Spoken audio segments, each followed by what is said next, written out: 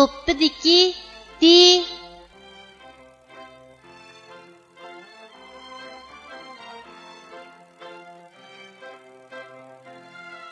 Bu harfning talaffuz qilinishi mundaq.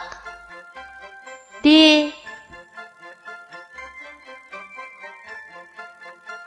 Endi bu harfni o'z ichiga olgan misollarni ko'rib o'tamiz.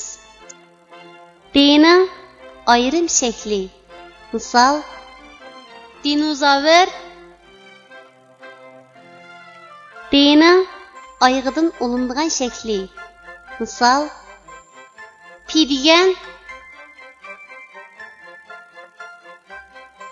Tuanda biz rasmga birlashtirib, yuqorida o'rganib o'tgan harfning to'g'ri yozilish tartibini mashq qilib o'tamiz. Dinozavr di harfining ayrim shaklining yozilish tartibi.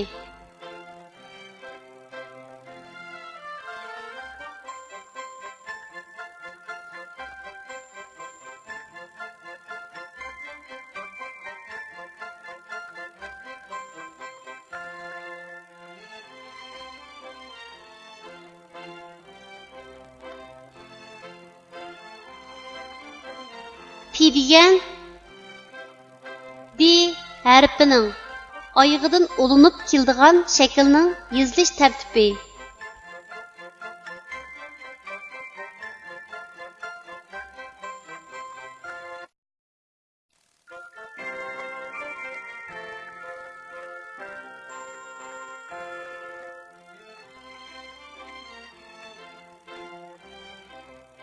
Kichik do'stlar, tuandagi so'zlarni menga aytib o'qinglar.